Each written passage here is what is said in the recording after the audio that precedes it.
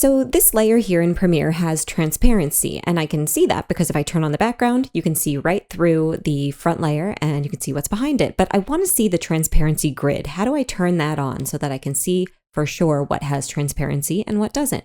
Well, all I need to do is under my program, go to this little wrench settings menu here and go down to transparency grid. And there you go. So now it's on and I can see where my transparency is. And if I turn back on my background, I won't see it anymore. But when that's off, I can tell for sure what has transparency and what doesn't. So I hope this helped you guys. If it did, give me a like. Check out my playlist in Premiere for more. Thanks. If you want to support me and see what I've been working on, check out my Explainer video channel.